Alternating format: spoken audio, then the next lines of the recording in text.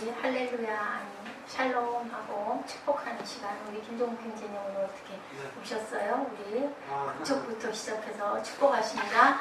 샬롬 샬롬 샬롬 샬롬 샬롬 샬롬 샬롬 샬롬 샬롬.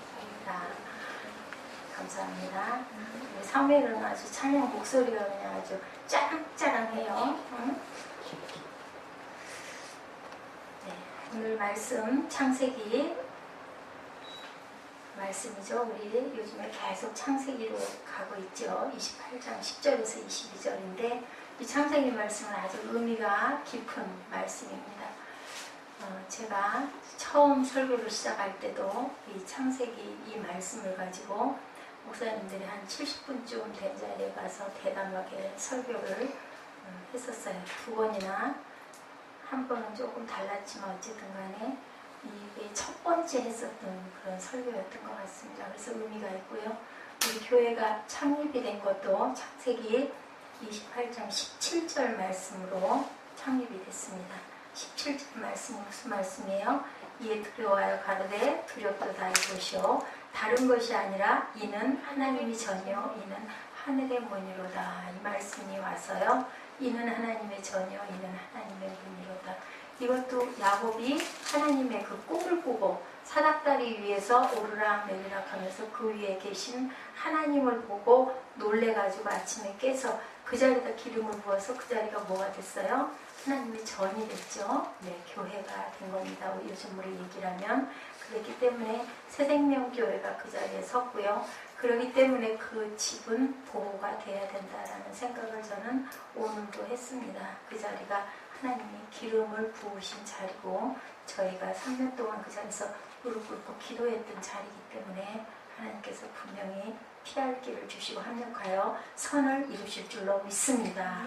네, 이렇게 사닥다리가 오르락 내리락 하고 섰는데 12절에 보니까 그 꼭대기가 하늘에 닿았고 또 본즉 하나님의 사자가 그 위에서 오르락 내리락 했어요. 야, 13절 우리 한번 읽어볼까요? 또 본즉 여호와께서 그 위에 서서 가라사대 나는 여호와니 너희 조부 아브라함의 하나님이요 이삭의 하나님이라. 너 누운 땅을 내가 너와 내 자손에게 주리라 약속하셨어요. 그죠?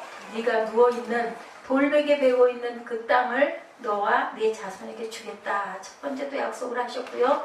그 다음에 무슨 약속을 하셨어요? 14절에 내 자손이 땅에 티끌같이 되어서 동서남북에 편만할지며 땅의 모든 족속이 너와 내 자손을 인하여 복을 얻을 것이다. 네가 복을 받을 뿐 아니라 땅의 모든 족속이 누구 때문에? 너와 내 자손을 인하여 복을 얻을 것이다. 11절에 35장 11절에도 얘기를 하고 계세요.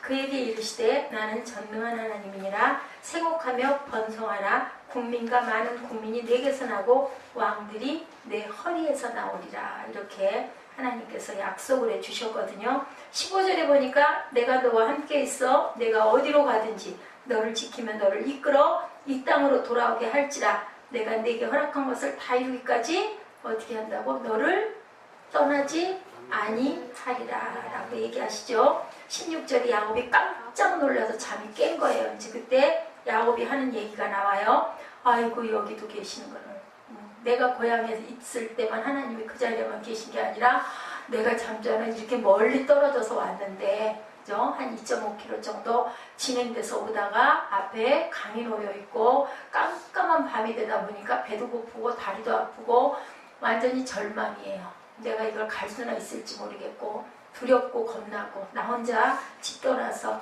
삼촌네 집에 가라 하고 굉장히 멀어 1800km 정도 된대요. 근데 이제 2.5km 정도 왔어.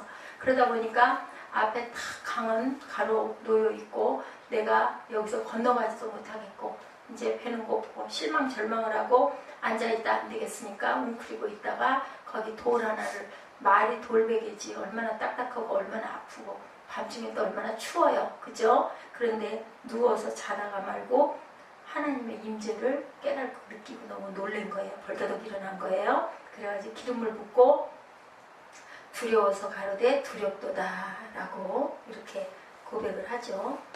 고백을 하고 이제는 기둥을 갖다 돌로 기둥을 세우죠. 기둥을 세우고 이제 그 그 위에 기름을 부었어요. 그리고 그곳 이름을 뭐라 그랬어요? 베델이라 했다. 베트엘 무슨 뜻이에요? 하나님의 집이라. 엘은 하나님이고 베트는 집이라는 뜻이에요. 그래서 베델이라 하였더라. 원래 이름은 루스더라. 루스라는 이름은 편도나무라는 뜻이에요. 편도나무가 많았던 그러한 곳이었던 것 같아요. 20절에 야곱이 이제부터 서원하는 거예요. 내가 어떻게 하겠다? 자, 20절 보실까요? 하나님이 나와 함께 계시사 내가 가는 이 길에서 나를 지키시고 먹을 양식과 입을 옷도 주시고 나로 평안히 나중에 갔다가 삼촌네 집을 갔다가 심부름을 잘하고 심부름하러 간 거예요? 아니 뭐하러 갔어요? 도망갔어요. 왜? 누가? 형이 축복을 뺏어서 받았기 때문에 속여 먹으니까 이제 죽여버릴 거야 하니까 놀래가지고 아빠하고 엄마가 축복을 해주면서 너 가서 삼촌네 집에 좀 가서 있거라. 네 형이 잔잔해지면 내가 너를 부르겠다. 알았어요? 무슨 일인지? 바람 때문에 눈 이렇게 하면 조금 바람을 옮기세요. 네, 그렇게 하겠다. 21절에 나로 평안히 아비 집으로 돌아가게 하시면 뭐라고 하겠다. 여호와께서 나의 하나님이 되실 것이고 22절에 내가 기둥으로 세운 이 돌이 하나님의 전이 될 것이고 하나님께서 내게 주신 모든 것에서 10분의 1을 내가 반드시 하나님께 드리겠나이다 하였더라. 20절에 11조가 있었어요? 없었어요? 율법으로 읽지 않았어요. 율법을 제정을 낸 거는 그 이후에 모세가 출애굽을 시키면서 그 하나님의 십계명을 받으면서부터 그 11조가 생겼고요. 그 전에 아브라함도 10의 1을 하나님께 드리기는 했지만 그게 율법으로 정해지지는 않았어요. 근데도 아버지에게 받고 이삭이 바쳤고 하다 보니까 야곱도 내가 10의 1을 하나님께 드리겠나이다 해요. 그래서 베델에서 누구를 만났다? 하나님을 만난 이야기입니다. 예, 요즘에 우리 만남의 동호회들 굉장히 많죠. 요새는 어때요? 저는 인터넷에서 그런 것들은 잘 못 보는데 요새도 이상한 사이트들이 많이 있나요? 네. 요새도 자살 사이트도 있나요? 봤어요? 그런 것도 아직도 있나요? 한참 몇 년 전에 그게 유행을 왜 이렇게 이런 만남들을 만날까요? 왜 그럴까요? 외로워서. 어떻게 이렇게 잘 알아요? 맞아요. 우울증. 우울증. 그거를 탈피하고 싶어서. 자, 요즘에는 세계가 뭐가 됐어요? 하나가 됐어요. 그죠? 인터넷 문화가 너무 발달해서 뭐 아주 엄청 많죠. 잠깐만 고개를 들려가지고 뭐 페이스북이니 여러 가지 그것들이 너무너무 많아서 거기에다 가입만 하면은 해외에 있는 사람하고도 얼마든지 친구를 맺을 수 있고 또 내 자료와 그쪽 자료를 주고받을 수 있고 얘기를 할 수 있고 옛날에 전화비 때문에 겁이 나가지고 통화를 못하고 아들을 그리워하고 부모하고 외국에 떨어져 있어서 힘들었는데 요즘에 뭐예요? 그냥 메일로 왔다 갔다 또 얼마든지 얘기를 할 수 있는 방법도 많아서 이제 정말 세계가 둥그런 원 안에 하나가 되어버렸어요. 그래서 참 좋기는 좋아요. 그죠? 그런데 예, 만남이 자칫 잘못하면 자살 사이트 같은 위험한 사이트도 너무 쉽게 노출이 되어 있다는 거죠. 너무 악에 빠지기가 쉬워서 특히나 우리 그 꼼동이 어린이들은 참 조심해야 되겠는데 우리 아이들도 인터넷을 너무너무 좋아하고 게임을 너무너무 좋아하고 그러다 보니까 공부를 너무너무 지루해하는 경향이 있어서 그건 또 좀 그래요. 지난번에도 이 얘기 제가 말씀드린 것 같은데요. 잘못된 만남. 한번 제가 이거 얘기했었죠. 어떤 만남이 가장 좋은 만남이라고 그랬어요. 기억나세요? 어떤 만남? 혹시 기억나요? 보라자매? 어떤 만남? 자, 무엇을 싸매줄 수 있는 만남? 네, 손수건과 같은 만남. 나쁜 만남은 무슨 만남이라고요? 비리비리한 썩어지는 생선과 같은 만남. 또 기억이 안 나나 보네. 전에 제가 이거 예와 분명히 말씀드렸는데 그리고 또 뭐 있어요? 건전지와 같은 만남. 건전지는 왜 나쁜 만남일까? 건전지는 건전지 한 번 쓰면 다시. 아유, 그렇지. 나중엔 다 약이 떨어져 버리면 소용없어지니까. 꽃송이 같은 만남은 왜? 꽃은 지니. 시들어 버리니까. 잘하네. 응? 그래요. 그래서 생선과 같은 만남 또한 꽃송이와 같은 만남. 그런 만남 또 하나 있네. 우리 친구들 글씨 쓰다가 잘못되면 지우개와 같은 만남. 그건 또 뭐야? 우리 지워버리면 인생이 없어지는? 지워버리면 아무 흔적도 없으니까. 손수건은 어때요? 손수건은 닦아주기. 땀 흘렸을 때 땀도 닦아지고, 그죠? 또 이렇게 예쁘게 싸매줄 수도 있고 예쁘게 스카프도 만들어줄 수 있고 그렇게 항상 보호해 줄 수 있는 눈물도 닦아줄 수 있는 그런 만남이기 때문에 이런 만남이 좋다. 과연 우리의 만남은 어떤가? 여러분과 저와의 만남은 어떨까? 그죠? 자, 어떤 만남일까 한번 마음속으로 생각해 보시기 바랍니다. 우리는 어떤 만남이 돼야 될까요? 손수건 같은 만남. 그죠? 눈물도 닦아주고, 그죠? 더러운 것도 내 손수건을 꺼내서 닦아주고, 또 아픔도 싸매줄 수 있는 손수건 같은 만남이 될 줄로 믿습니다. 야곱의 손수건 만남의 야곱의 이야기. 야곱은 과연 자기 삼촌과의 만남이 어떤 만남이었을까요? 생선과 같은 만남이었을까요? 네, 그럴까요? 꽃사미와 같은 만남이었을까요? 뭐였을까요? 살았다는 인생. 무슨 만남이었을까요? 무슨 만남일 것 같아요? 하나님의 만남. 하나님을 만나는 만남인데 고생도 많이 했어요. 그죠? 근데 거기에서 또 하나님을 다시 한번 만날 수 있는 어떤 계기 또 그렇게 환란의 20년 세월을 있다 보니까 누구를 붙들었을까요? 하나님을 붙들고 매일매일 견디고 참았겠죠. 사기꾼 인생이 어떤 사기꾼을 만나서 자, 뛰는 놈 위에 누구를 만나서 나는 놈을 만나서 나는 놈 위에 누가 있어요? 응? 나는 놈 위에 또 누가 있어요? 나는 놈 위에 이건 그냥 유머예요. 나는 놈 위에 누가 있어요? 사무엘 몰라요? 뛰는 놈 위에 나는 놈 위에 누구? 몰라요? 아무도 몰라요? 김동현지는 모르세요? 나는 놈 위에 네? 걷는 놈. 걷는 거 위에 뛰는 거 위에 나는 거 위에 그 다음에 뭐냐고. 그 다음에 뜨는 놈. 자, 거북이가 거북이 등에 뭐해? 올라타요. 올라타 붙어가는 놈. 뛰는 알았어요? 놈. 나는 놈 위에 붙어가는 놈이 있다고요. 네. 자, 그렇게 삼촌한테 혼이 난 거야. 엄청나게 살살 야근꾀를 부려가지고 형한테서 장자권도 뺏고 속여가지고 축복도 다 뺏었는데 결국은 그거보다 한 수 더한 삼촌을 만나가지고 내가 좋아하는 아이를 아내로 주시라니까 그런다 하더니 누구? 그 언니를 먼저 주는 바람에 또 7년 동안을 또 종살이를 하고 또 재산을 좀 모아야 되기 때문에 6년 동안을 또 종살이를 해서 20년 동안을 그냥 잠깐 갔다 올 줄 알았는데 떠나서 20년 그 나이가 몇 살?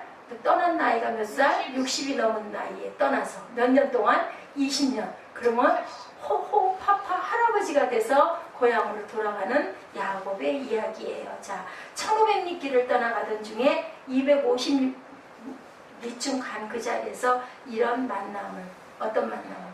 하나님과의 만남을 그럼으로 인하여 하나님을 의지하고 그러면 나머지 가는 1250년은 어떻게 갔을까요? 한 걸음에 갔을 것 같아. 힘이 들지 않고 왜? 하나님이 나를 지켜주겠다고 하고 내 그 씨로 내 자손 대대까지 복을 주겠다고 하고 너의 자손으로 인하여 남은 많은 사람들이 복을 얻겠다고 내가 너를 떠나지 않을 거라고 했기 때문에 그때부터 이제 겁이 없는 거야.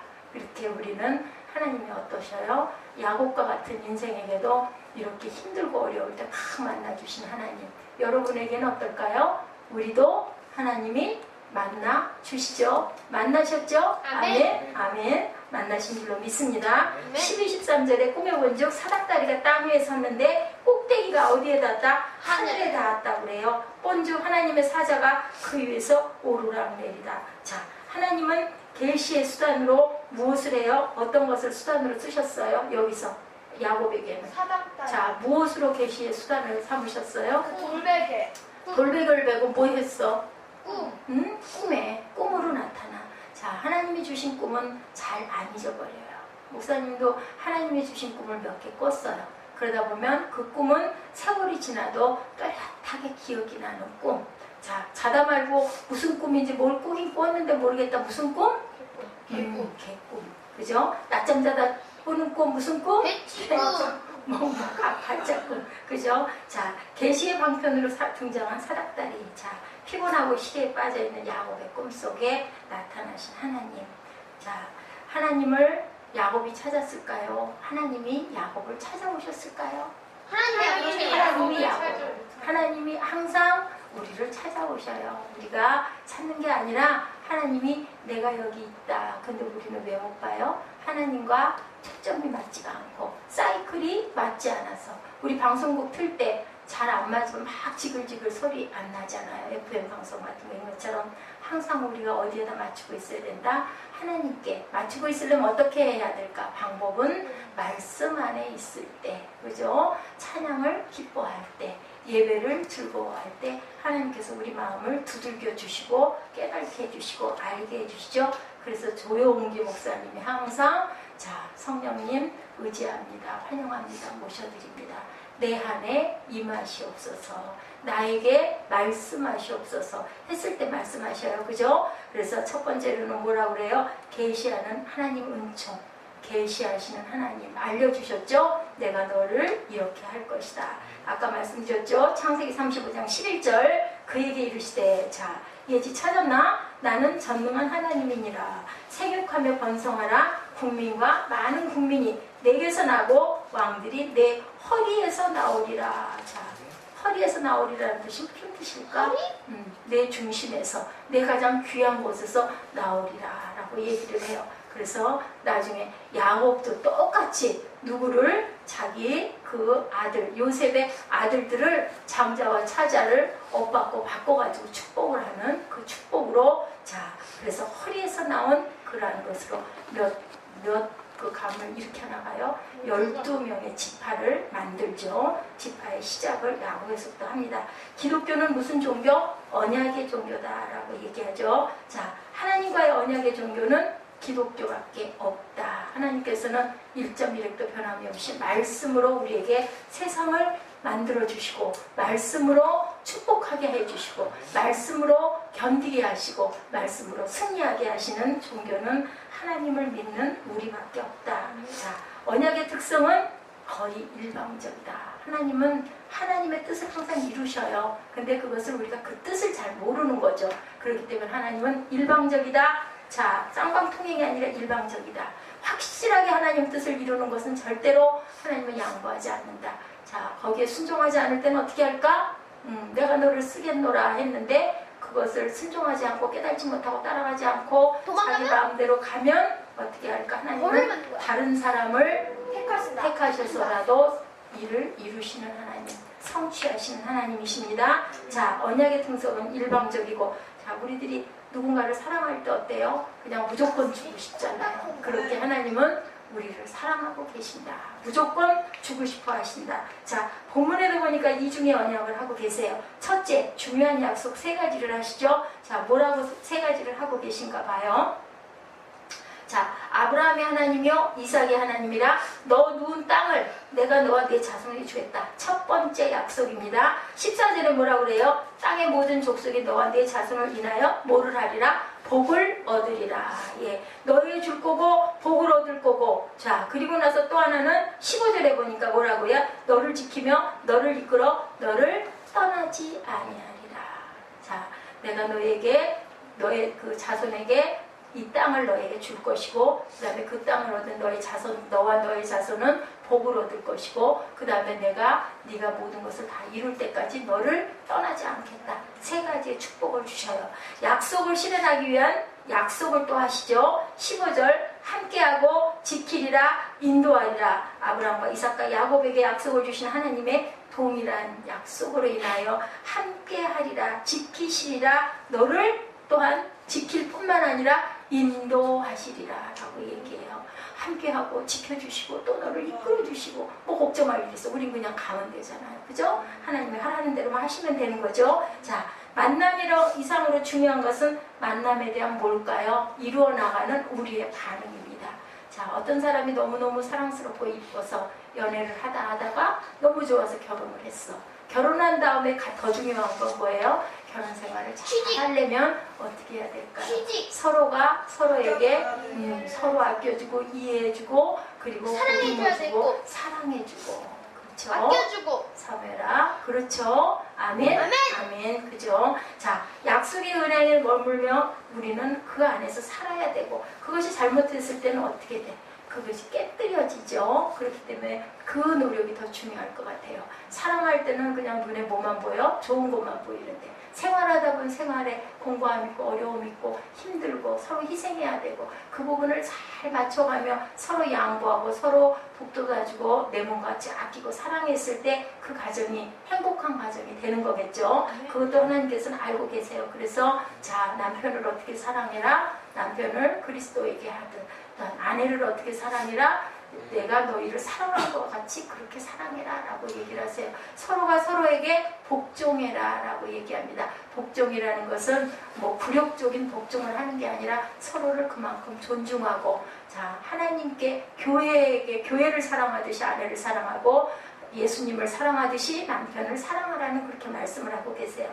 그래서 이렇게 소중합니다. 만남은 우리는 선택과 결단으로 우리의 반응을 해 나가야 되겠죠. 결혼은 그렇게 중요한 겁니다. 좋은 만남을 이루어야 되겠죠. 손수건의 만남을 이루기 위해서는 우리는 어떻게 해야 되느냐? 릭 워렌이 얘기했네요. 목적이 이끄는 삶, 여러분들 보셨죠? 어떻게 갖고 가느냐가 중요하다. 만남보다 중요한 것은 갖고 가는 거.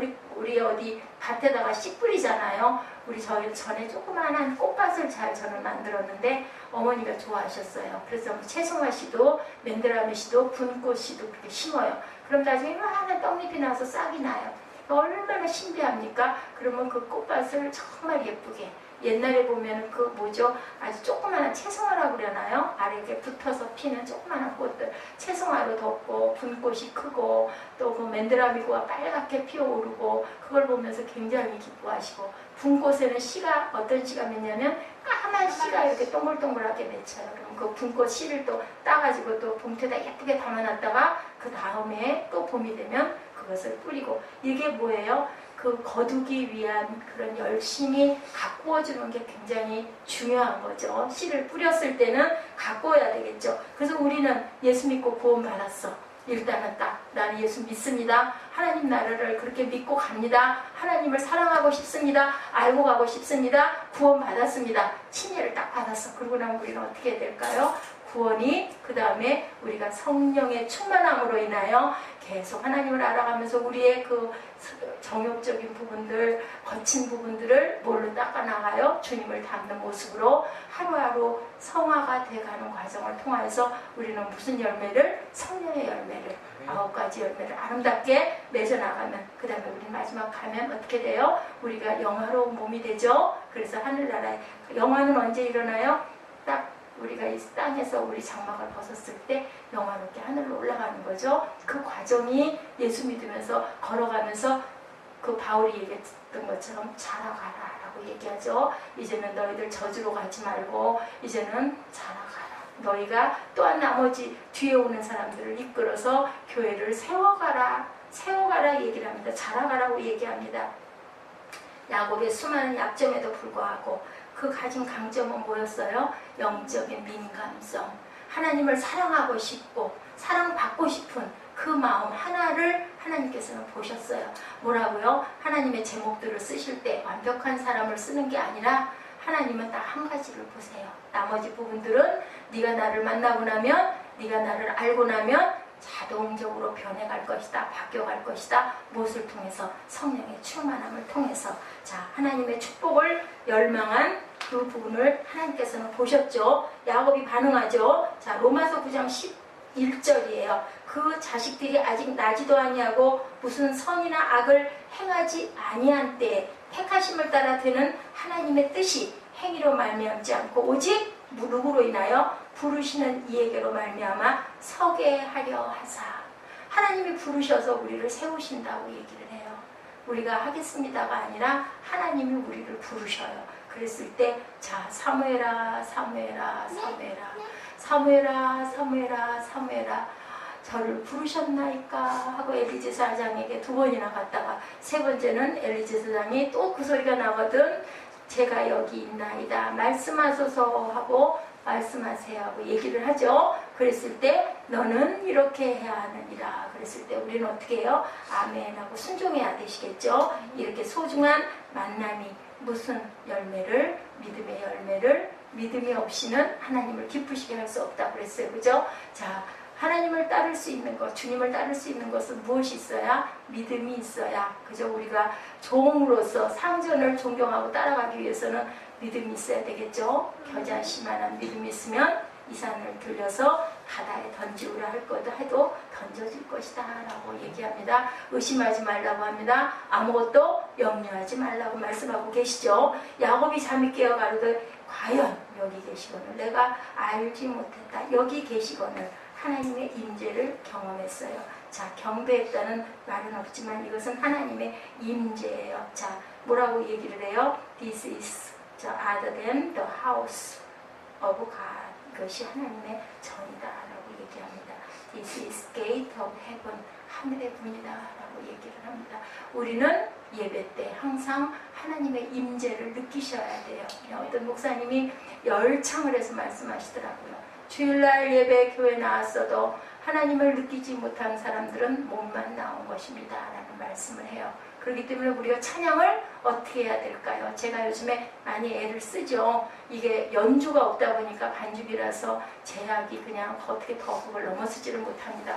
후렴 부분을 몇 번 반복을 하고 싶고 솔라가 좀 강하게 우리 찬양들을 다 잘하시기 때문에 얼마든지 할 수 있는데 그게 잘 이루어지지는 않고 있지만 애를 쓰는 이유는 찬양하면서 은혜 받고 인원이 많지 않으니까 다 같이 찬양을 하면서 찬양 속에서도 은혜를 받아서 하나님의 임재를 느끼라고 설령 제가 여러분들에게 말씀드리는 말씀이 조금 부족하더라도 찬양이 너무 기쁘면 그냥 거기에 그냥 빠져서 왜냐하면 찬양도 곡조가 있는 기도니까 그리고 찬양과 경배도 엄청난 예배의 분량으로 보면은 절대로 말씀에 뒤지지 않으니까 하늘나라에 가면 남는 게 찬양밖에 없기 때문에 그래서 제가 그 형태를 달리 하느라고 나름 노력을 합니다. 여러분들 조금 불편하시더라도 그걸 좀 맞춰서 그때만은 저와 함께 한 호흡이 돼서 제가 탁 이렇게 해서 반복이 들어가거나 할 때는 그러다가 후렴이 들어가면 그때는 후렴을 한 번 더 하는구나 하고 생각을 하고 일단 한 번 들어가고 나면 그 다음에는 목회 기도하시는 분은 통성기도든 합심기도든 아니면 조용한 기도든 인도하신 다음에 다시 잠깐 멈춰서 그 다음에 목회 기도를 정확하게 하시기 바랍니다. 그 부분이 지금 제일 안 되고 있습니다.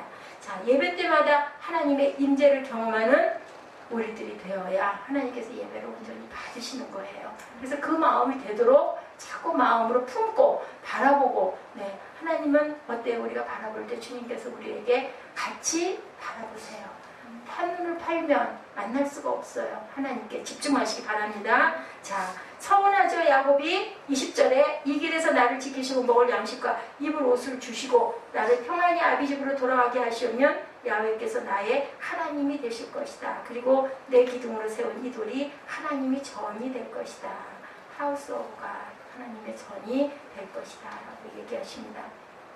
그래서 여기서 내가 가진 10분의 1을 이건 언약이고 나에게 준 것이 모두 다 하나님의 것입니다 라는 그런 고백이라고 얘기하죠. 11조는 자, 야곱도 세 가지 약속을 하네요. 보니까 하나님은 저의 하나님으로 삼겠다. 이곳이 하나님을 예배하는 전이 되도록 하겠다. 그리고 거기에서 그 나타나신 그것을 엘베델이라 부르죠. 그리고 세 번째는 11조를 드리겠다라고 얘기합니다. 아까 말씀드렸죠. 아직 11조가 율법화되기 전이었다. 율법화는 모세 때부터 시작이 됐죠. 자, 그래서 보면은 현대에 11조가 필요 없다라는 말씀을 많이 하시지만 우리가 11조를 드리는 건 하나님께 감사해서 나를 이렇게 살게 해주시고 나를 이렇게 먹게 해주시고 나를 이렇게 평안 가운데 인도해 주신 하나님의 은혜가 감사해서 하나님이 주신 모든 것들로 내가 살아가고 있습니다라는 고백이라고 제가 말씀드렸죠. 그래서 이건 야곱은 귀한 마음에 고백을 이렇게 합니다. 자, 그래서 야곱은 어떤 사람이었어요? 착한 사람이었어요? 아닌 사람이었어요? 착한 쪽은 조금은 아니었었어요. 근데 하나님은 착한 사람이나 나쁜 사람이나 그것을 구별하지 않으시고 중심이 나를 바라보는 눈이 있느냐 없느냐에 따라서 쓰시기도 하시고 쓰시다가 버리시기도 한다. 그래서 우리는 사람을 너무 이분법으로만 보지 말아야 되겠다라는 생각을 제가 해봅니다. 나쁜 사람과 착한 사람의 기준은 너희는 의롭다 할 수 있는 사람이 하나도 없다고 그랬어요. 우리가 땅에서 서로 잘났다고 아무리 어떤 이론을 가지고 다퉈봤댔자 그 관점에서 보면 그게 조금 맞을 것 같고, 때로는 조금 억울하기도 하고 저 사람이 정말 못되게 여러 가지를 했다 하더라도 그 사람도 하나님을 바라보고 계시고, 또 내가 조금 잘했다 하더라도 내 성품 안에서 또 못된 점도 너무 많기 때문에 위에서 하나님이 보실 때는 어떻게 보실까요? 다 똑같아요.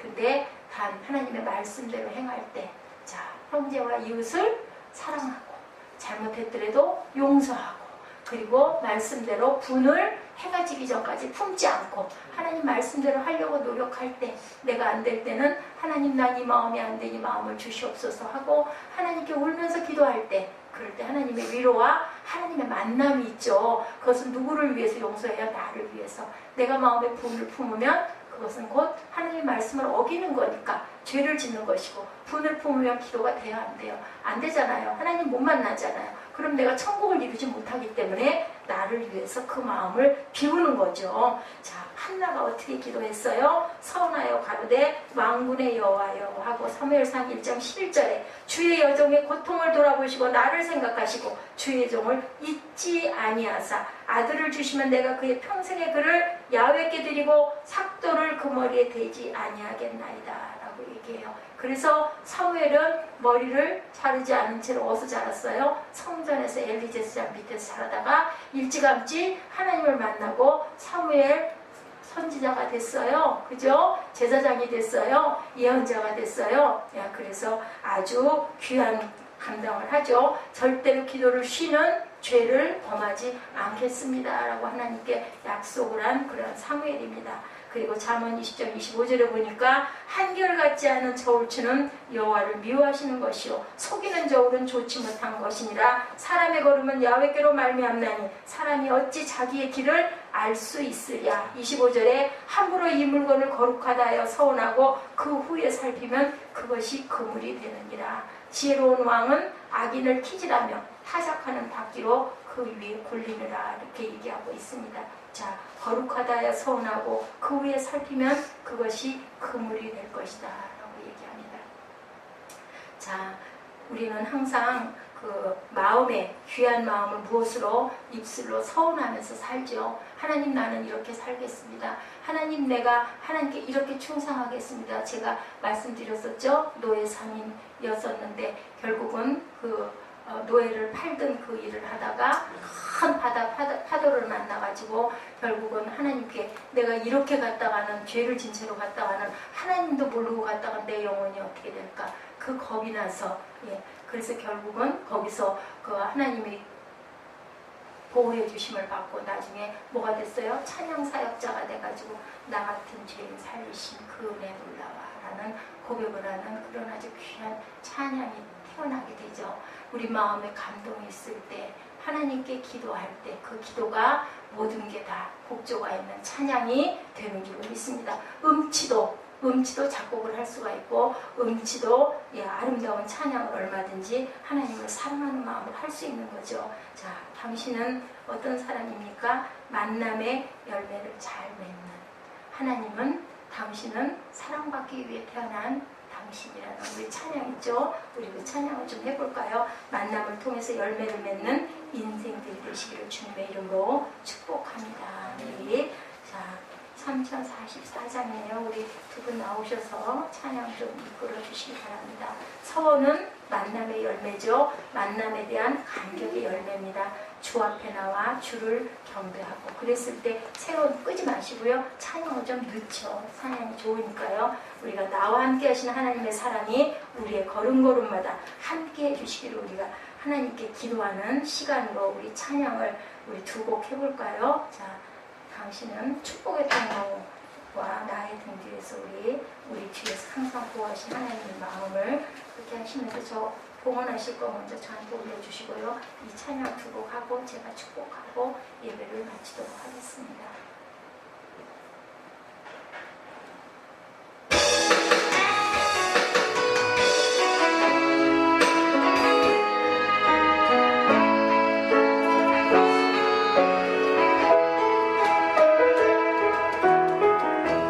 당신은 하나님의